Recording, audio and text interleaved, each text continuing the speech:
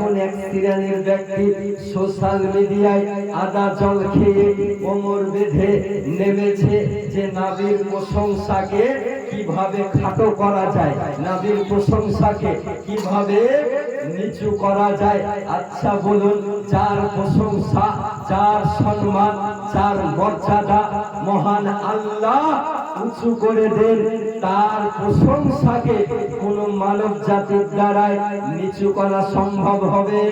জিনা মুসলমান, কোন মানব জাতির দ্বারাই নবীর প্রশংসাকে নিচু করা, মিটিয়ে দেওয়া, নিস্তনাবুদ করা সম্ভব হবে না।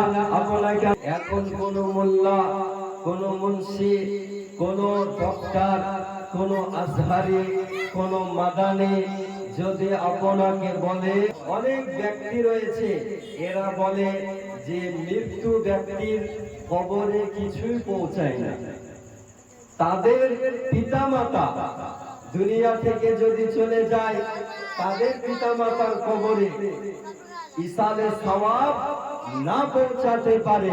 কিন্তু আমাদের আকীদা, আমাদের বিশ্বাস, হাদিসের মধ্যে উল্লেখ রয়েছে যখন মানুষ ইন্তেকাল করে তো সমস্ত আমল বন্ধ হয়ে যায়, তিনটি মাত্র আমল বাকি থাকে, তিনটি মাত্র আমল বাকি থাকে।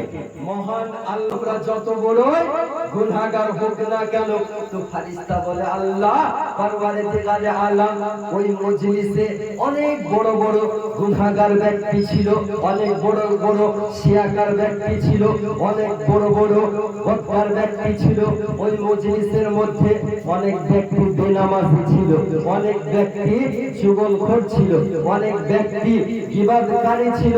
আল্লাহ এত বড় গুনাহগার ব্যক্তিকে তুমি ক্ষমা করে দিলে, তো ফেরেশতা মণ্ডলীগণকে আল্লাহ বলেন, হে ফেরেশতা মণ্ডলীগণ শোনো, ওই মজলিসটি এমন একটি মজলিস যেখানে আমার এবং আমার নবীর আলোচনা করা হয়, আমার এবং আমার নবীর প্রশংসা করা হয়। সেই মজলিসটি এমন একটি মজলিস হয়ে যায় যে মজলিসের কারণে আমি আল্লাহ বড় বড় গুনাহগারের গুনাহগুলোকে ক্ষমা করে দিই।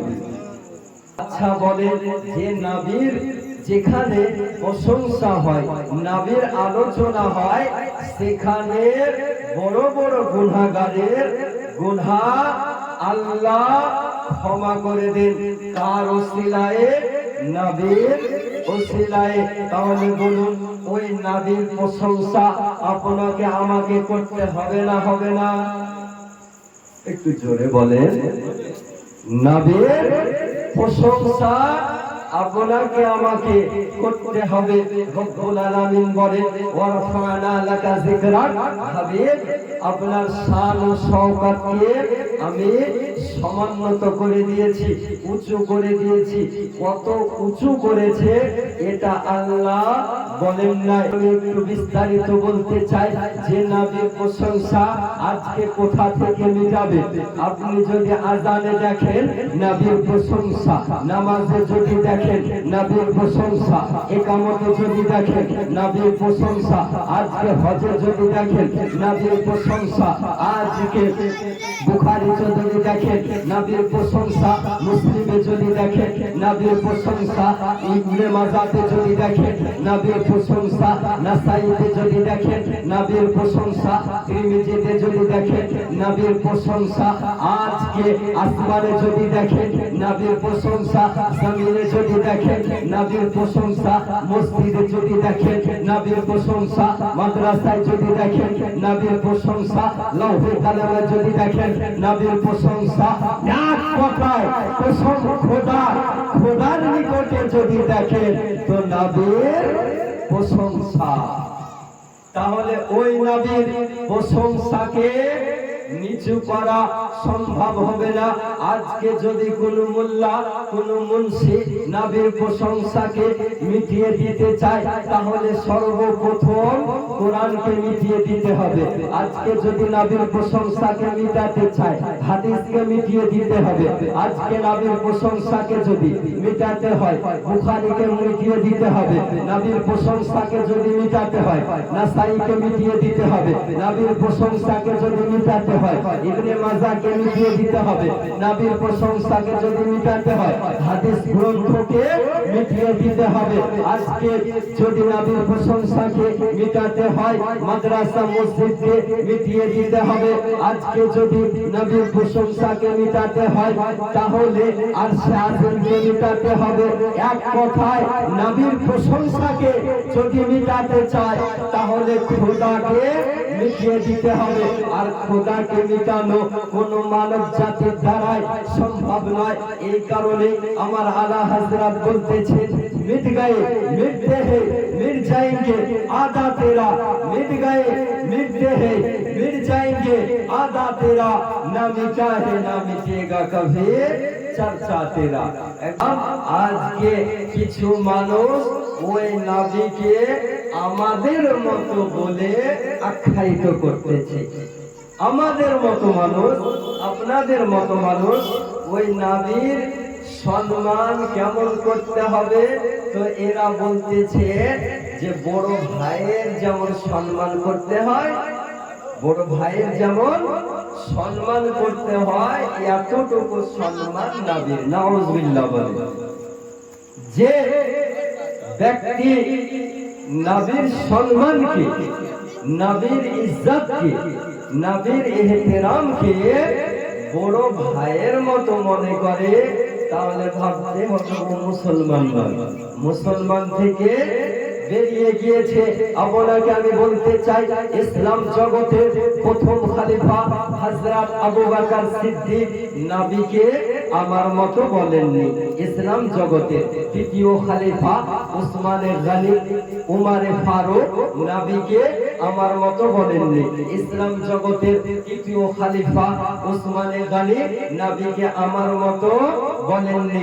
ইসলাম জগতের চতুর্থ খলিফা হযরত শেরে খোদা মুশকিলে কুশা হায়দারে কাররাত সাহিবে জুলফিকার ফাতিহে খাইবার নবীকে আমার মতো বলেননি।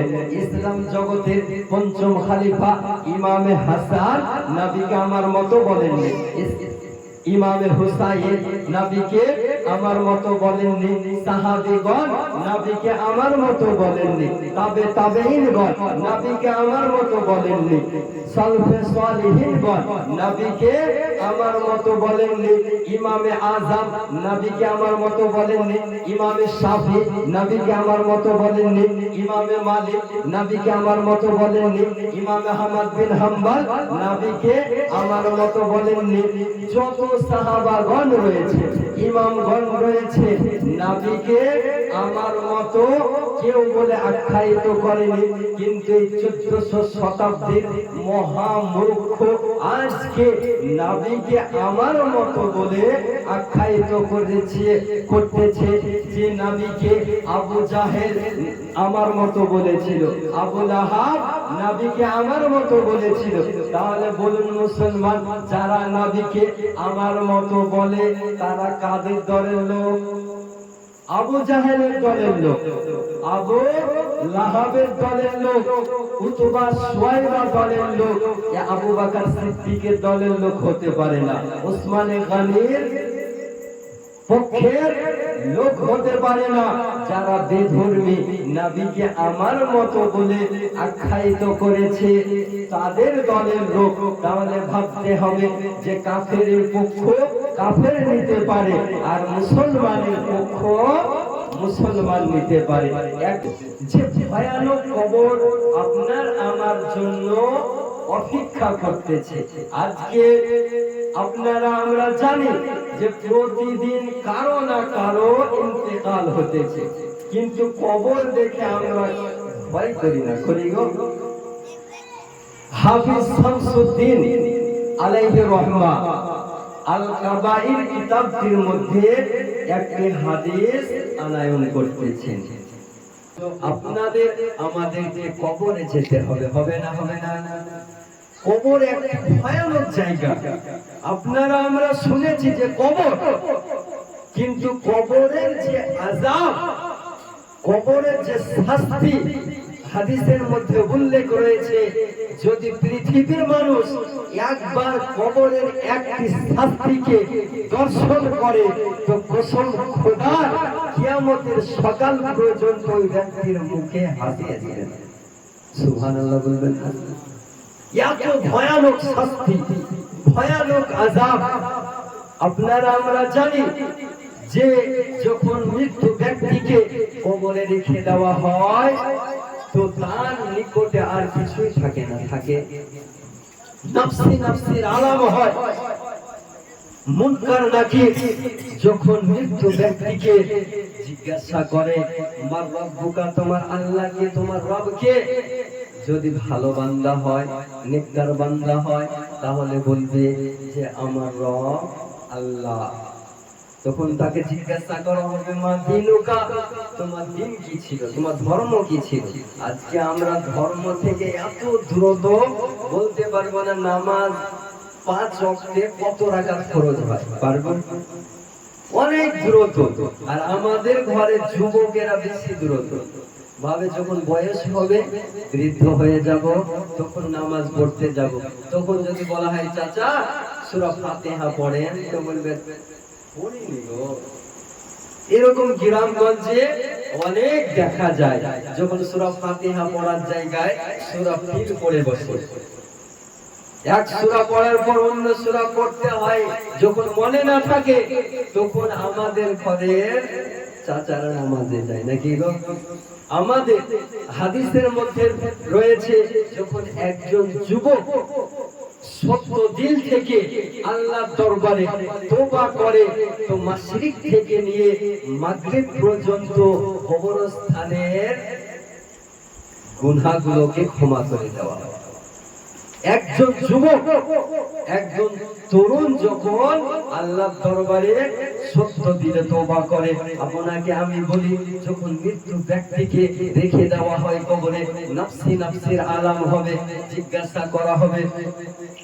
যখন ফেরেশতা জিজ্ঞাসা করে যে তোমার রবকে, তোমার দিন কি ছিল এবং তোমার নবী কে ছিল, তখন আল্লাহ বলেন হে ফেরেশতা মণ্ডলীগণ শোনো, এই ব্যক্তির প্রশ্নতে একটু সহজ করে দাও, একটু আসান করে দাও। তখন ফেরেশতা বলে আল্লাহ পরওয়ারদিগারে আলাম, কি কারণে এই ব্যক্তির কবরের শাস্তিকে হালকা করে দেওয়া হচ্ছে, কম করে দেওয়া হচ্ছে? তো আল্লাহ বলেন ফেরেশতা মণ্ডলীগণ শোনো, তুমি যদি আজকে এর কবরের শাস্তিকে কঠিন করে দাও, হার্ড করে দাও, মুশকিল করে দাও, তাহলে এর সন্তান কোরআন মাজিদ পড়তে জানে। যখন কোন সন্তান নিজ মা বাবার নামে সূরা ইয়াসিন পড়ে, সূরা ফাতিহা পড়ে, চার কুল পড়ে নিজ মা বাবার নামে দোয়া করে, তখন আল্লাহ সেই সন্তানের দোয়াকে সঙ্গে সঙ্গে কবুল করে নেয়, সঙ্গে সঙ্গে। তাহলে আপনাদের আমাদেরকে নিজ সন্তানকে কোরআন শিক্ষা দিতে হবে না? হবে না? হবে। যেমন আমরা দায়িত্বশীলতার সঙ্গে ইংলিশ পড়াই, বাংলা পড়াই, অনুরূপ ভাবে আমাদের সন্তানকে কোরআন শিক্ষা দিতে হবে, যেন কবরে গিয়ে আমাদের শান্তিময় একটি জায়গা হয়।